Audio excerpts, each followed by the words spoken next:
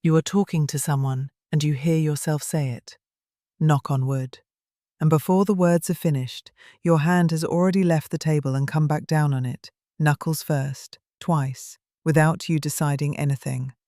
Ask anyone why, and you will get Druids, sacred trees, spirits in the oak. But the first person who ever wrote this custom down was not a Druid. He was a boy of 10, and he was not describing a ritual. He was listing the games he played in the street. It starts in a town in the north of England, on a winter night, with the moon up and children running in the dark. But before we get to the boy, here is the story you already know, and it deserves telling properly. Long before Christianity reached Northern Europe, people believed the trees were alive in a way we have forgotten.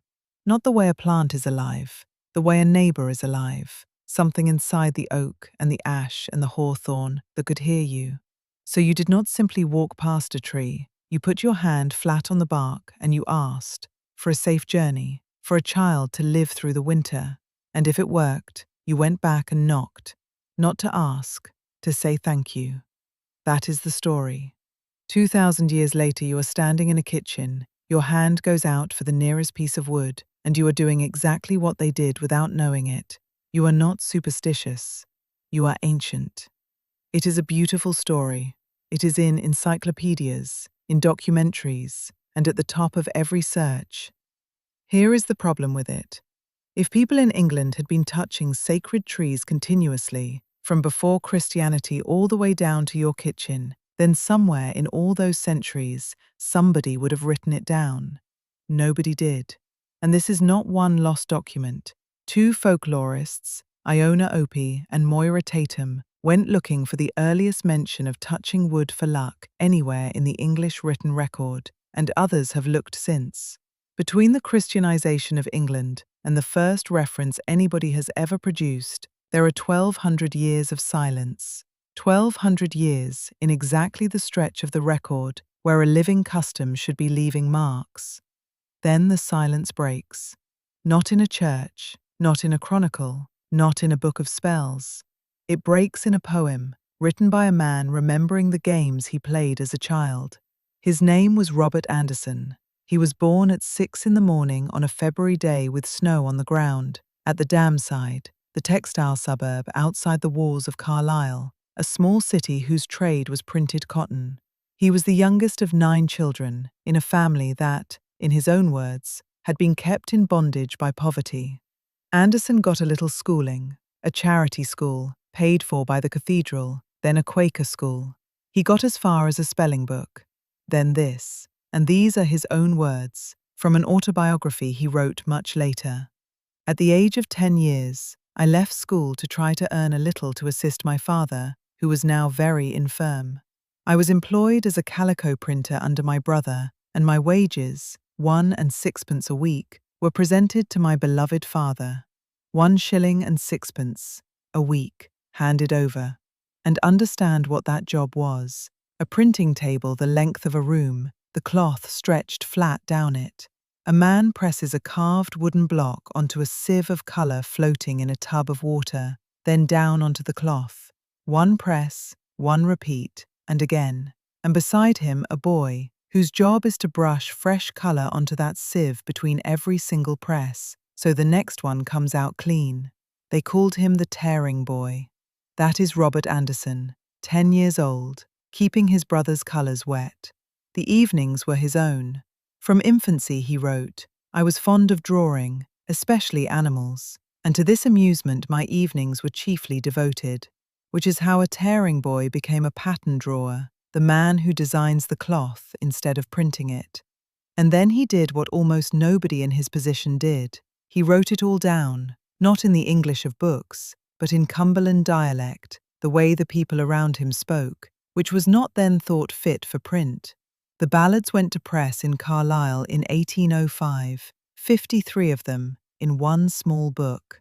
One is called The Author on Himself, Anderson writing about Anderson, the poverty, the work, and before either of those, the part he clearly enjoyed most, the games.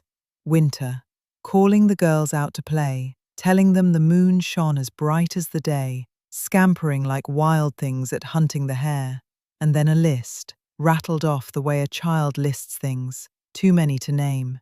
Tig Touchwood, 4 corners, or 20 games more. That single line is the oldest written trace of touching wood anyone has ever found. Not a rite, not a prayer. A boy's list of what you did on a winter night when you were allowed to stay outside. And you already know this game, everybody does. One child is on, everyone else runs, and you cannot be caught. You are safe, the rules say so, for exactly as long as you are touching wood. A door, a gatepost, a tree. Touch wood and nothing can get you. So how does a rule from a chasing game end up in your kitchen? We do not have the whole chain, and I will not pretend we do. But the next link points the same way. The next reference anybody has found after Anderson comes 23 years later, in 1828, and it is also a children's chasing game. Touch wood and you are safe. The phrase is late as well. Touch wood, meaning the charm rather than the game, does not surface in English until the very end of the 1800s. Knock on wood, the version most of the world says now, is American and younger still, which is precisely the wrong way round for an ancient rite. The children come first, the grown-up magic arrives afterwards. Jacqueline Simpson and Steve Roud, who wrote the Standard Dictionary of English Folklore, looked at that order and drew the conclusion. In the absence of anything better, they say, touch wood, the phrase and the action both, comes out of a popular children's game. And on the tree spirits they are blunt. There is no basis whatsoever beyond guesswork. Now, I have to be straight with you, because this is the whole point of this channel. That is an argument from silence. A custom passed hand to hand leaves no paper behind it, and 1,200 years of nobody writing something down is not proof that nobody was doing it. You could even turn it round. Maybe the children were copying the adults, and the game got written down first only because nobody records what everybody already knows. That is genuinely unresolved. Michael Quinion, a careful etymologist who went at the same question, would not name a winner at all. The origin, he writes, is unknown. But here is what the evidence does say, and it is the better story anyway. Nearly every superstition that feels prehistoric turns out to be young, walking under a ladder, breaking a mirror, the single magpie. Go and find the first time anybody wrote those down, and the answers come back barely older than Anderson's poem. We are not inheriting these things, we are making them and then handing them ancestors, because a rule that children invented feels far too light to explain something you do without thinking. So the next time your hand goes out for the table, you are not asking a spirit in an oak for anything, you are playing tag, and you are safe, because nothing has caught you yet. Robert Anderson died poor. The last year of his life was paid for by a subscription his friends in Carlisle got up for him. The memorial in the cathedral burial ground calls him the Cumberland Bard. He never knew what that one throwaway line turned out to be. So, what is the superstition in your family that nobody has ever questioned? Tell me in the comments. If it is good, I will go looking. A like helps more than you would think, and subscribing means the next one finds you.